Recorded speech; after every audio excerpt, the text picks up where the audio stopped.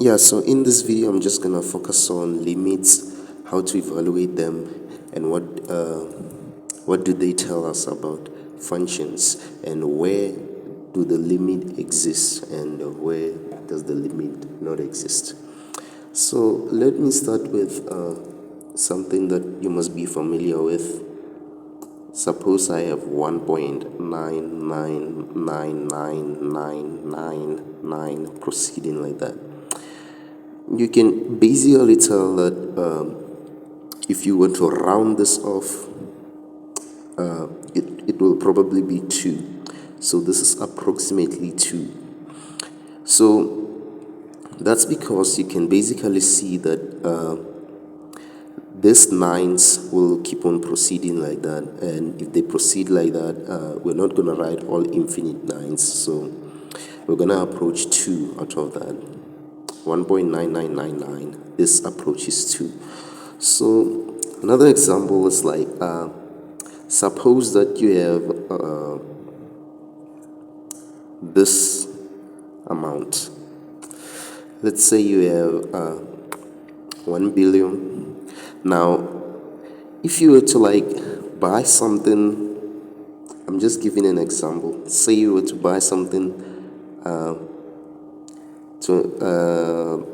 maybe 1 cent, that costs 1 cent or something. Just play along here. Okay, then somehow you end up with something like this. How much is this? Now, pronouncing these nines, it's gonna be a little bit difficult. You might bite yourself or something. And then we're just gonna round this off back to 1 billion. Now, you're not gonna reach an extent where you say this is 999,999,999.99. That's, you might make mistakes on that. So we're just gonna round this off so you can basically see that this basically approach this. It doesn't have to be exactly that, because like we are just approaching, but basically it's more of like an estimation on that. Okay, so let's proceed. Now, let's say I have 99. Yeah, say I have 99. It could be rands or anything. 99 books. Let me make an example with rands. Now, suppose you have 99 rands and you add 0.000. I don't know how this is possible, but just play along. Just an example. Then you add this amount. It's not possible. I'm just giving an example on this. So you can basically see that this is insignificant compared to this one. So basically it's not going to make much of a difference. We can just neglect it and still say we have 99 rands, because like this is basically nothing. So now that's how you can apply significance to like evaluate something. But now let's say I have this expression right here. What happens to this expression when x goes to infinity? So basically we're just trying to like approach infinity. Notice that these are constants, and the only variables that will change is x and x squared. Now, let me start here on the square root. Notice that if x were to get larger and larger, as x goes larger and larger, the 5 basically does not make much of a difference, because like x will get extremely large. And now if x gets extremely large, the 5 becomes insignificant. And if the 5 becomes insignificant, we can basically neglect that. Now, this basically means that if we neglect 5, we're going to have the square root of x squared. We're going to have the square root of x squared. Since the 5 becomes insignificant, you'll basically be left with x squared. Now, what's the square root of x squared? The square root of x squared is going to be x. Now, you're going to have x plus 5 minus x. This is only true if we go to infinity. Then x can cancel with x, and then you'll be left with 5. So we can like basically evaluate the limit when x goes to infinity of the whole expression using significance. But now keep in mind that x plus 5 minus the square root of 5x plus x squared is not the same as this, because like right now this will go higher as well, because if x goes to infinity, this will also get larger and larger until we approach infinity. Now here I have x squared, which will also get larger, and I also have this x. Now how do I evaluate this with we're not looking for the steps right now. I'm not looking for the steps right now on how I can evaluate this. I'm just basically looking for like how can I do this like with approximations and using significance. Now notice that here I can take out a factor of x. Now you're going to have the factor of x, then you'll have 5 plus x in brackets, then you'll have x plus 5. But now notice that x plus 5 can also be expressed as the square root of x plus 5, or 5 plus x multiplied by the square root of, I'm just going to write this so it corresponds with this one there. But the order doesn't really matter. They are both positive. So a plus b is the same as b plus a. We all know that. Then now I have this negative sign. Now I can, the laws of SATs, basically if you have root a multiplied by root b, this you can express it as root ab, but now you have it in this form, you're trying to go back there. So that's basically the square root of x times the square root of this one. So you're basically going to factor by the square root of 5 plus x, and then you'll have the square root of x plus 5, or 5 plus x, doesn't really matter, minus the square root of x. So you're basically going to have something like this. Now, if we further continue and multiply this with something called its conjugate, we're going to have 5 plus x. So you basically multiply by the square root of x plus 5 plus, since here it's negative, you're going to put positive here. So you're going to have plus the square root of x divided by square root of x plus 5 plus the square root of x. So this is 1. Multiplying an expression with 1 does not really change the whole thing. So basically it doesn't change the value of this. Now you're going to have, if you further like expand this, you're going to have x plus 5 minus x. Then you divide by the square root of x plus 5 plus the square root of x. Now the x and negative x will cancel, so this further simplifies to 5 plus x. Now here we'll have 5, and here we'll just have the square root of x plus 5 plus the square root of x. Now what happens when we go to infinity? When we go to infinity, the 5 becomes insignificant.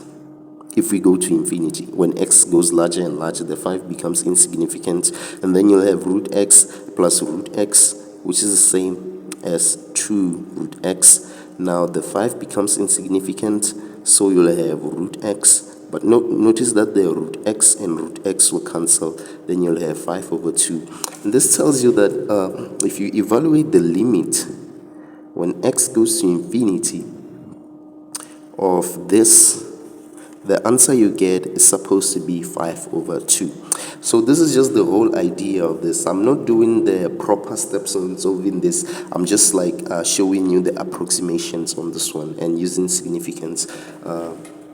Now, there are some limits that cannot be evaluated, such as the limit when x goes to 0 for 1 over x. Now I'm just going to give an example of this one. So let me just try to graph this one. So if you try to graph, this is a hyperbola with a domain x is all real numbers excluding 0. So you're going to have such type of graph.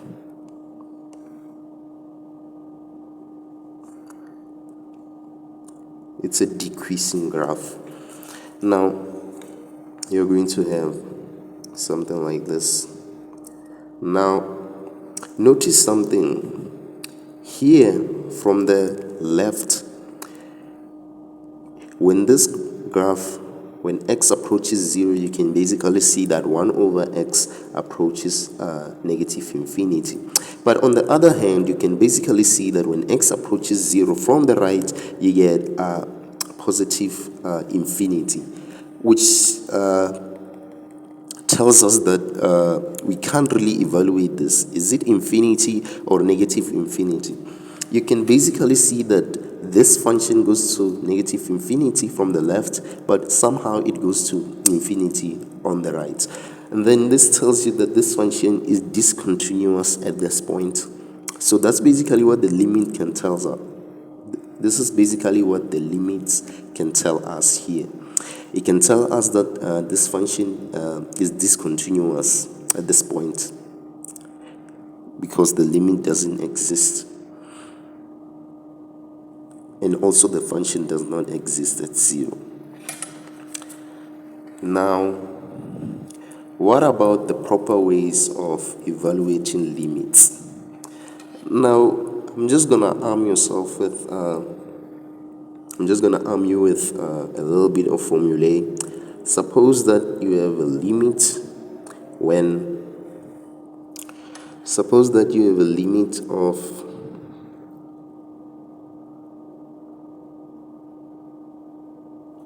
two certain functions. Let's just say it's f multiplied by g. So if f and g are defined at a, then you can express this as the limit when x approaches a of f. Multiply that by the limit when x approaches a of g. Assuming that f at a, the limit of this exists and the limit of this exists. Now, if I have a division instead of a product, a division instead of a multiplication, now you're going to have the limit. If the limit of f when x approaches a exists, you can only use this only when the limit exists for both f and g independent of each other. Then you're going to have something like this. Furthermore, the limit when x approaches a certain number of a function f multiplied by a constant, you can take the constant outside the limit. So it's just going to be that constant multiplied by the limit when x goes to a of f. So this holds true. Now, furthermore, you can have the limit when x goes to a of a constant c. So this will just be c. The limit of a constant is that constant, the same constant there. Now, you can do this for addition, subtraction, because we basically did this for product and the quotient one. So the limit when x goes to a of f plus g, this will be the same as the limit when x goes to a of f plus, I can do this for plus minus.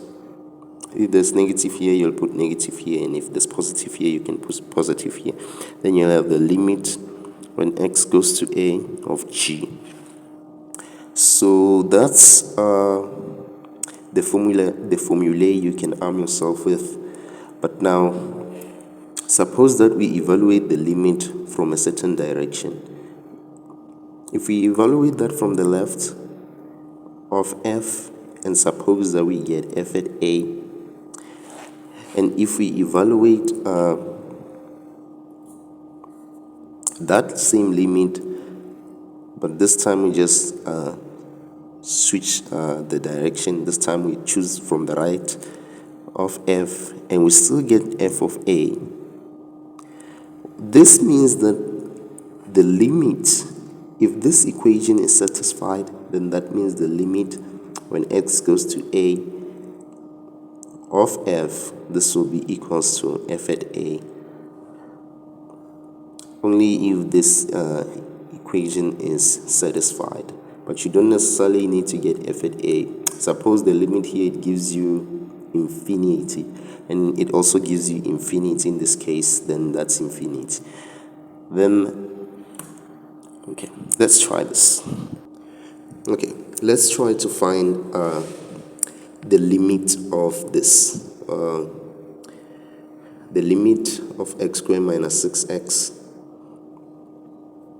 divided by x when x approaches 3. Let's start by trying this from the left. If we try to evaluate that from the left, x squared minus 6x over x. Before we do that, let's check if this will be defined at 3. So yeah, it will be defined at 3 as long as like we're not dividing by 0. This is a polynomial, so it's fine. Then the denominator is not set equals to 0, then it's fine. We can evaluate the limit doing a direct substitution. But now, let's check. If this approaches 3, this will approach 9. Let me do this here. When x approaches 3 from the negative side, let me just show you this. I have 3 here. And this is from the left, or the negative side of 3. And then this is from the right, the positive side of that. Now, if this approaches 3 from the left, you're going to have 9. So you're going to have 9. Now, when it approaches 3 here, you're going to have 6 multiplied by 3, which is 18. Then you have 9 minus 18, which is just minus 9. And then you'll have minus 9 divided by 3, which is minus 3. So if you evaluate that limit from the negative side, you get minus 3. And then if you try to evaluate that from the right or the positive side of 3, x squared minus 6x divided by x equals, now from the right, still fine, because like it's not gonna be any negative, it's not gonna change that. So you're going to have 9 as well here, and here you're going to have 18, and you have that negative here, you'll still have minus 9. So you'll have minus 9 over 3, which is minus 3. Notice that the two limits are equal. So since the limit from the left of x squared minus 6x divided by x is equal to the limit when x approaches 3 from the right of the positive side of 3, then this is going to be equal because we just proved that they're equal.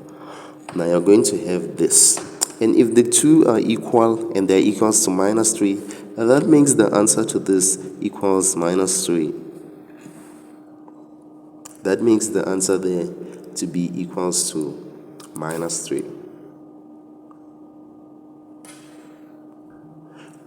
Or you could have like simply applied that formula I showed you.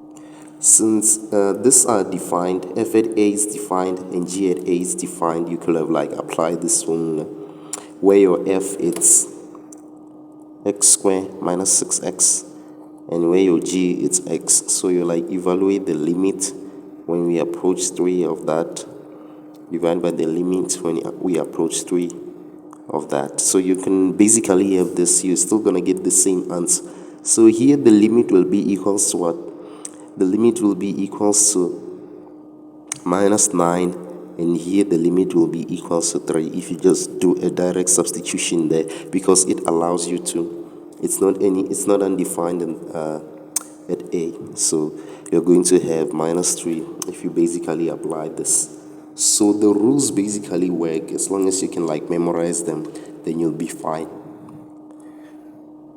Now, what do limits